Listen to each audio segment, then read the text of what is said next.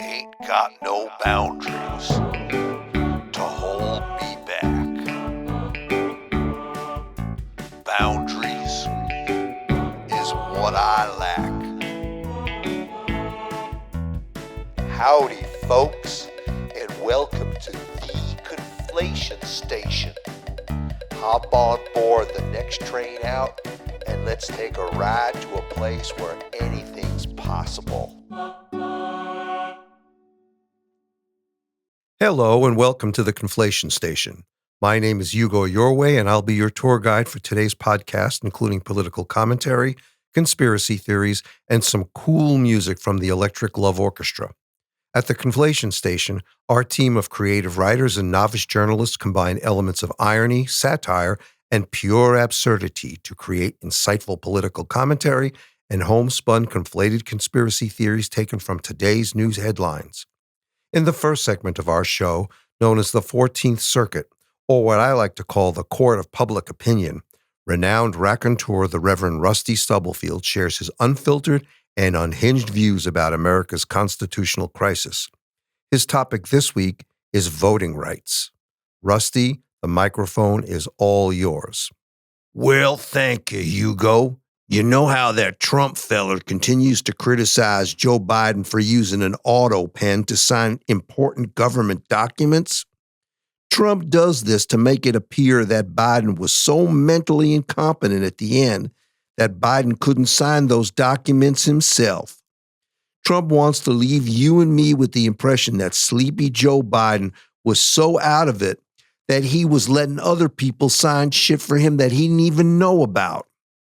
Truth be told, Biden ain't the first president to use that there auto pen.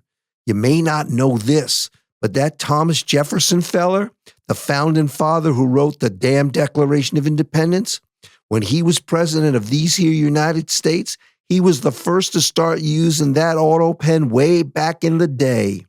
You see, presidents have always adopted newfangled technology to make days difficult jobs just a little easier. Now today, the technology everybody's talking about is that there tech-savvy feller named Artie. Don't tell me you haven't heard about Artie. His full name is Artificial Intelligence. He likes to go by his initials AI. They say Artie's one heck of a problem solver because of his ability to take lots of information and distill it down right quick. By the way, I like that term distilling. Reminds me of my childhood growing up in the backwoods of Kentucky, where my pappy and my Uncle Bubba would brew up some mind-melding moonshine for the locals.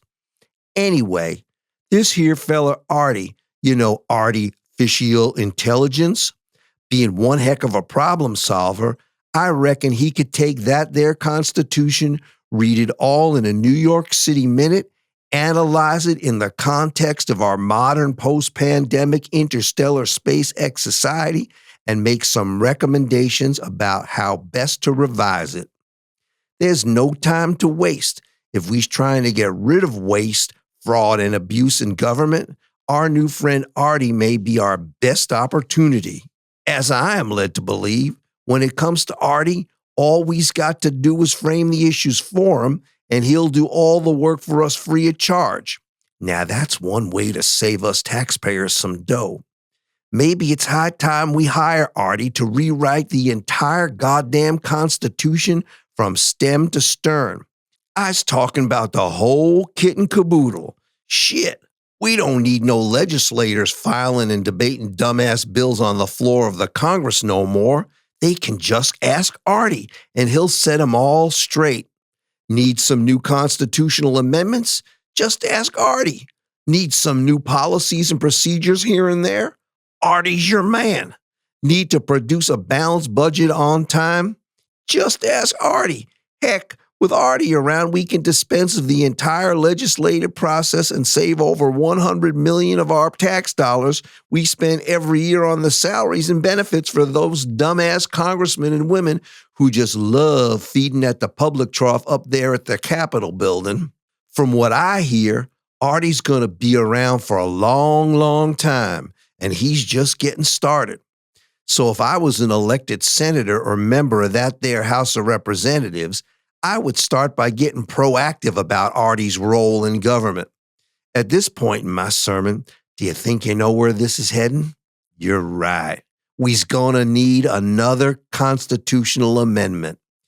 Everybody's talking about how good Artie is, so there's no time better than the present to be proactive and to get working on that artificial intelligence amendment right quick. If Artie is so good at figuring shit out, maybe he should become the fourth co-equal branch of government himself.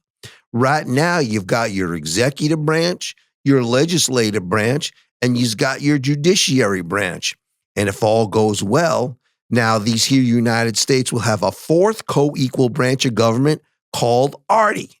For now, let's just call him AI for short. Now, I already said that AI could replace all those congressmen. Here's an idea. What about AI replacing the president? We don't need no feeble-minded or power-grabbing president in the Oval Office gumming up the works. If AI can do the job, let's put him in charge. And while we're at it, let's get rid of those fuckers on the Supreme Court. With AI, there'll be no more of that biased, politically motivated decision-making by them radical right-wingers wearing black robes sitting on the bench. By the way, if these people on the Supreme Court are so highfalutin, why is they still sitting on a bench?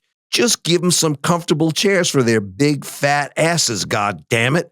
And why does they all wear freaking black robes like they's part of some evil cabal? Once AI's in charge, I bet he'll be making them wear some real clothes. It's time for me to stop spitting in the wind and get to the point and try to make some sense out of what I've been rambling about for the last several minutes.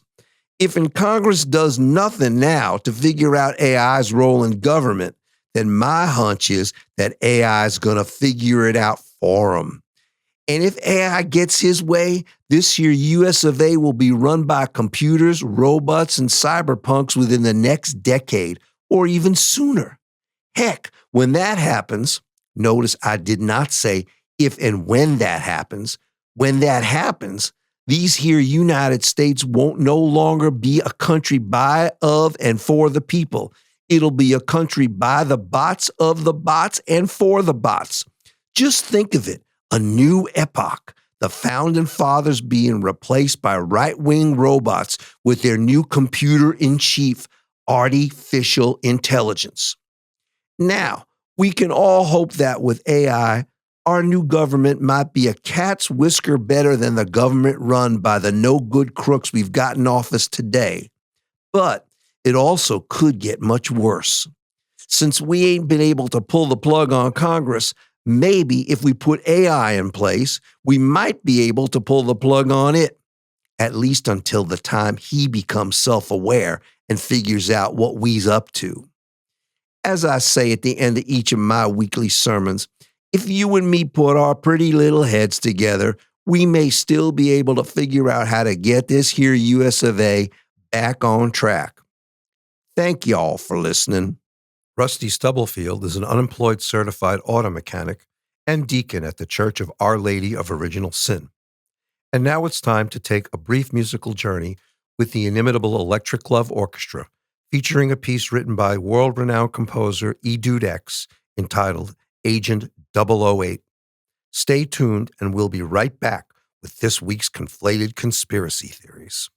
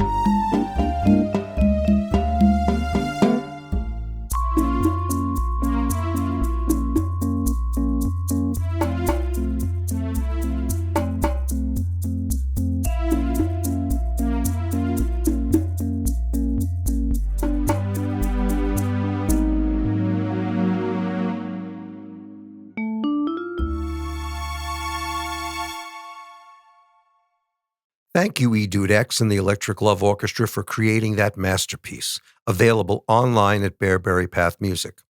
In our next segment of the podcast, we'll be sharing various homegrown conspiracy theories that have been developed by our staff of creative writers and novice journalists who believe first and foremost that at the Conflation Station, anything is possible. We invite you, our listeners, to share your own homegrown conspiracy theories by sending an email to bearberrypathmusic, one word, at gmail.com. That's bearberrypathmusic, one word, at gmail.com, and place the words conspiracy theory in the subject line. Today, we will be turning our attention to conflated conspiracy theories that focus on future plans for a presidential coup and the fate of Stephen Colbert. Our lead story focuses on a presidential coup. Our team of novice reporters have learned from an undisclosed source that after hearing the lurid details of Donald Trump's close personal relationship with Jeffrey Epstein, the women who have served as Trump's closest advisors during his second term, including Laura Loomer, Pam Bondi, Kristi Noem, and Susie Wiles, are poised to stage a coup and topple Mr. Trump from his presidential throne. Who was behind this effort? None other than Melania Trump. Melania, who is usually extremely tight-lipped about her husband, revealed her utter disdain for President Trump in a group chat with Loomer, Bondi, Noem, and Wiles on the Signal app. A readout from the conversation was obtained from the Wall Street Journal. In the readout, Melania was quoted as saying, "My husband is a lech. He has creepy sexual fantasies about little girls, and he constantly tries to act them out with me." End quote. Melania indicated that on several occasions, Trump asked her to join him in the Lincoln bedroom, dressed in a diaper with a pacifier in her mouth. Melania said, "My husband is a sexual deviant and pervert who must be stopped." Melania continued on, revealing many secrets about Trump's sexual proclivities and other small peccadillos. She said, quote, "All you have to do is ask Stormy Daniels," end quote. Appalled by what they heard, the women on the call volunteered to help Melania in any way they could. Melania said that it is time to remove my husband from office before he becomes a modern-day Caligula. She said this with all due respect to Caligula. Attorney General Pam Bondi, a Trump loyalist and sycophant, said that while she's been Trump's long-standing ally and bitch, at this point she had to do what was best for the country. During the chat, she advised the group of the possibility of invoking Article 2 of the Constitution to remove Trump due to his incapacity to continue to serve out the next 3.5 insufferable years of his term in office. Bondi said, "I'm no doctor, but this guy has lost his mind. There is no time to waste. I feel threatened by him. I'm not going to be another one of his sex toys. He is a predator, and we need to start the process immediately with a vote of the cabinet," end quote. Bondi further advised the gals on the group chat that should they be successful under Article 2, Vice President J.D. Vance would be next in the line of succession for the position and would automatically become president. The readout of the conversation shows that Laura Loomer favored Vance over Trump, saying, quote, "J.D. is a lot cuter than Trump, but he absolutely has to get rid of that beard of his." Loomer went on to say that, quote, "Vance's beard makes him look like Abraham Lincoln, and no one in the MAGA cult wants a president who looks like the man known as the Great Emancipator." Secretary of Homeland Security Kristi Noem commented that she would take Vance in a heartbeat and would like to see him naked wearing only a stovepipe hat.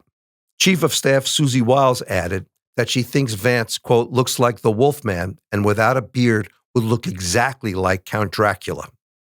Noem said that while she has a soft spot in her heart for President Trump, as a member of the cabinet, she would support the coup and thinks many other cabinet members would do the same. Noem stated, quote, "If J.D. is unavailable, it means that little putz Mike Johnson gets the job. I don't think he'd be very good. He's way too short and sanctimonious." Noem mentioned that with all of the current members of the cabinet who ran against Trump for president in the primaries, referencing Doug Burgum, Marco Rubio, Tulsi Gabbard, and herself, I'm sure that if need be, we can find a way to take that little weasel Mike Johnson out. Our team of reporters stands ready to share any further developments we learn in connection with the purported coup. And now it's time to take another short musical break to listen to an original piece written and performed by Rusty Stubblefield entitled Goodbye Colbert. Stay tuned, and we'll be right back with another conflated conspiracy theory. Let's get rid of Steve Colbert. He thinks he's a clever man. Let's get rid of Steve Colbert. I'm just not a Colbert fan. Can't look at his face anymore. His humor's a complete bore. Let's get rid of Steve Colbert. His wit is as dry as sand. Let's get rid of Steve Colbert. His jokes I don't understand. Can't look at his face anymore. His humor's a complete bore. Let's get rid of Steve Colbert. Thank you, boys and girls. Wonderful, wonderful. Remember, the Electric Love Orchestra's complete catalog is available online at Bearberry Path Music. This week dealt blows to two of America's national treasures, Stephen Colbert and Sesame Street. Colbert's top-rated The Late Show, running for 10 years on CBS, was canceled under the pretext of financial concerns, and the beloved Sesame Street, along with other PBS shows, defunded by Congress even after its funding had already been approved. The announcement of the cancellation of Colbert's show was made just 3 days after a settlement was reached between Trump, CBS, and its parent corporation, Paramount, in a matter related to the editing of a 60 Minutes interview of then-presidential candidate Kamala Harris. Following the settlement, on his show, Colbert quipped, "I believe this kind of complicated financial settlement with a sitting government official has a technical name in legal circles. It's a big, fat bribe." Colbert's comment stems from the fact that Paramount is currently seeking approval from the Federal Trade Commission for a merger with global media juggernaut Skydance. Shortly after making the comment, Colbert was notified that his show was being canceled. In response, Colbert indicated that he will be filing a lawsuit in federal court against CBS, Paramount, and Trump for conspiring to violate his First Amendment rights. The lawsuit also alleges that Donald Trump accepted a bribe from CBS in his official capacity as president. With regard to Colbert's legal expenses, multi-billionaire Rupert Murdoch said, quote, "If Colbert needs financial assistance, I've got his back," end quote. Elon Musk also registered support for Colbert, saying, quote, "I've got a lot of respect for Colbert. He's funny, and I like him. If he agrees to run on the America Party ticket in the next presidential election, along with Alice Cooper as Cooper's vice president, Stephen can have as much money as he wants," end quote. But the story does not end here. This week, Colbert will be meeting with the recently defunded Sesame Street cast, including Big Bird, Elmo, Oscar the Grouch, the Cookie Monster, and Bert and Ernie, to initiate plans to form a national parents coalition against Trump and his MAGA followers. In a one-on-one interview with Fox News, Big Bird announced the plan, saying, quote, "Parents love their kids and kids love Sesame Street. Together, we're going to take down Trump." On MSNBC, Cookie Monster said, quote, "Working parents are the backbone of American society and want to provide their kids with opportunities for upward mobility at the earliest possible age. Sesame Street fulfills that mission while kids have fun learning. Working hand in hand with Colbert, we can restore confidence in America," end quote. In an interview with CNN's Jake Tapper, Oscar the Grouch said, quote, "Impeach that bastard Trump," end quote. In the meanwhile, Colbert will be hosting several Sesame Street episodes and is being sought after by the Fox News network to replace Sean Hannity in a new primetime show called Revenge is Best Served Cold. Colbert's guests will include Hillary Clinton, George Clooney, Caitlin Clark, George Soros, Joe Biden, Stormy Daniels, E. Jean Carroll, and Barack Obama. Well, we've reached our destination. We'll be back next week to pick you up for yet another journey to and from the Conflation Station.